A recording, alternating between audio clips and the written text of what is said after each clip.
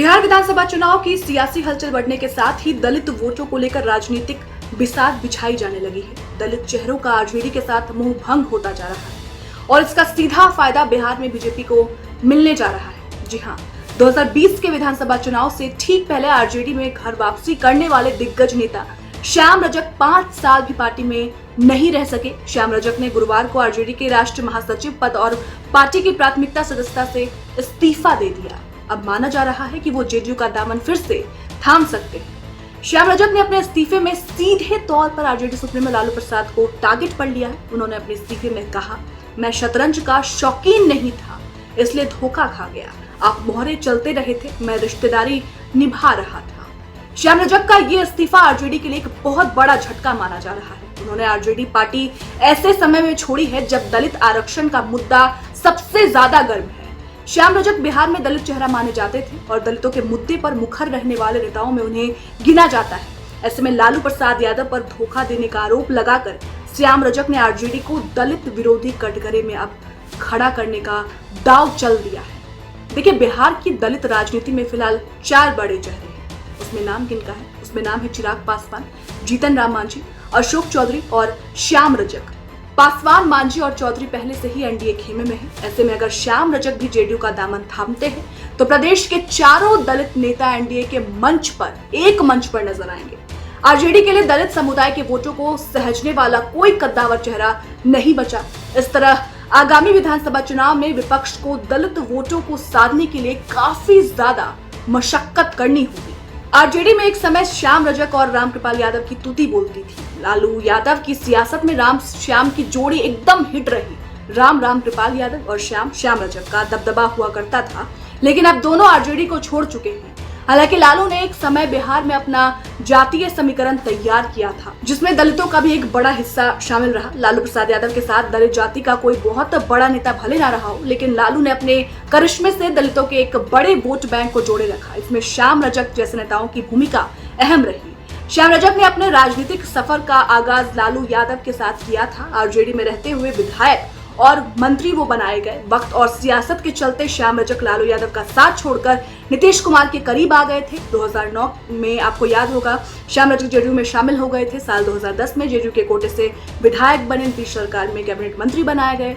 इसके बाद 2015 में फिर से विधायक चुने गए थे, लेकिन 2020 में जेडीयू को छोड़कर वो आरजेडी में शामिल हो गए थे।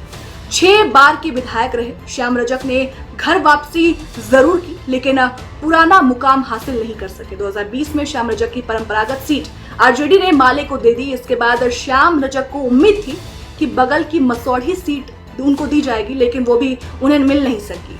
आरजेडी ने इस तरह ना ही उन्हें एमएलसी बनाया और ना ही राज्यसभा भेजा। ऐसे में आरजेडी में पूरी तरह से साइड लाइन हो जाने पर श्याम रजक को अपनी सियासी सफर पर संकट गहराता नजर आया, जिस वजह से उन्होंने ये फैसला लिया। इसलिए श्याम रजक ने अब विधानसभा चुनाव से ठीक पहले आरजेडी को अलविदा कह दिया है और फिर से नीतीश का दामन थामने के कयास लगाए जा रहे हैं। हालांकि ऑफिशियल तरीके से उन्होंने ये बयान नहीं दिया है, कयास बस लगाए जा रहे हैं। अच्छा, 2020 में बिहार विधानसभा चुनाव के आंकड़े बताते हैं कि आरजेडी के साथ दलित वोट बैंक का मुंह भंग हो चुका है और लोकसभा में भी दलितों का बड़ा वोट बैंक एनडीए के साथ रहा। ऐसे में श्याम रजक के आरजेडी छोड़ने से दलितों का बचा कुचा जो सियासी आधार है वो भी छिटकना तय है।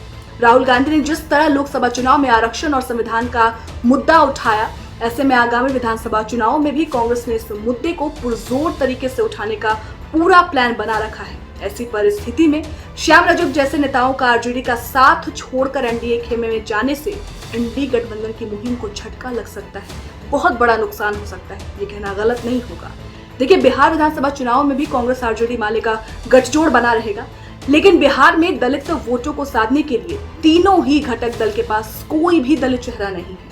केंद्र में मंत्री बनने के बाद से चिराग पासवान खुद को दलित नेता के तौर पर स्थापित करने में जुटे हैं, जिसके लिए दलितों से जुड़े हर मामले पर वो खुलकर बोल रहे हैं। SC/ST आरक्षण के वर्गीकरण से लेकर लेटरल एंट्री की भर्तियों तक पर केंद्रीय मंत्री चिराग पासवान ने सवाल खड़े किए हैं, खुद के सरकार पर सवाल खड़े किए। इतना ही नहीं, 21 अगस्त को भारत बंद का भी उन्होंने समर्थन किया था। बिहार में चिराग पासवान की पासवान समुदाय के वोटों पर मजबूत पकड़ है, तो केंद्रीय मंत्री जीतन राम मांझी भी अपने मुसहर समुदाय पर पकड़ बनाने के लिए हर संभव कोशिश में जुटे हैं। इसके अलावा नीतीश कुमार बिहार में दलित चेहरे के तौर पर मंत्री अशोक चौधरी को बढ़ा रहे हैं, जो रविदास जाति से आते हैं। श्याम रजक की अगर बात करें तो श्याम रजक धोबी समुदाय के बड़े नेता हैं। श्याम रजक पूरे राज्य में दलितों के बीच असर रखते हैं। ऐसे में श्याम रजक अगर जेडीयू में शामिल होते हैं तो फिर बिहार के चारों दलित नेता एक साथ एनडीए के मंच पर नजर आएंगे। राजनीति के जानकार मानते हैं कि बिहार में फुलवारी शरीफ और पटना के आसपास के क्षेत्र में दलित समाज पर श्याम रजक की पकड़ मजबूत है। धोबी समुदाय के नेता के तौर पर पूरे बिहार में उनकी अच्छी खासी पहचान है, इसलिए आरजेडी के लिए उनका पार्टी को अलविदा कहना बहुत बड़ा झटका माना जा रहा है। दलित कमोबेश यादव वोट बैंक के बराबर ताकत रखते हैं। बिहार में दलित कोटे के वोट का 80% हिस्सा रविदास, मुसहर, पासवान और धोबी जाति का है, इसलिए दलितों का वोट बिहार की सियासत में काफी अहमियत रखता है। इसलिए श्याम रजक के लालू यादव के साथ छोड़ने के चलते 2025 के विधानसभा चुनाव में दलित वोटों को साधना आरजेडी के लिए आसान नहीं होगा। फिलहाल अगले साल बिहार में विधानसभा चुनाव होना है और जिस तरीके से इन वक्त पर श्याम रजक ने आरजेडी का दामन छोड़ा है, आरजेडी का साथ छोड़ा है, अब ऐसे में देखने वाली बात होगी कि जो दलित वोट बैंक, जो एक सीधे तौर पर लालू यादव का कोर वोट बैंक था, उस पर क्या इफेक्ट पड़ता है, उस पर क्या कुछ सामने निकल कर आता है और उससे क्या क्या हानि जो है वो इस बार के विधानसभा चुनाव में यानी 2025 के विधानसभा चुनाव में आरजेडी को होगी, ये भी देखने वाली बात होगी। क्योंकि बड़े चेहरे, जो दलित के बड़े चेहरे बिहार में माने जाते हैं, चिराग पासवान, जीतन राम मांझी, श्याम रजक, इन तमाम जो बड़े चेहरे हैं, दलित बड़े चेहरे, उससे एनडीए को सीधे तौर पर फायदा ही फायदा मिलेगा। जबकि श्याम रजक जो कि आरजेडी में परसों तक थे, उन्होंने जो कल इस्तीफा दिया है, जेडीयू में जाने के कयास उनके लगाए जा रहे हैं। ऐसे में आरजेडी को भारी नुकसान का सामना करना पड़ सकता है और ये कहना बिल्कुल गलत नहीं हो। फिलहाल इस पूरी रिपोर्ट पर आप क्या कुछ सोचते हैं, हमें कमेंट सेक्शन में जरूर बताएं और ऐसी ही तमाम खबरों के लिए आप देखते रहें आपका अपना चैनल, अपना उत्तर प्रदेश न्यूज। शुक्रिया।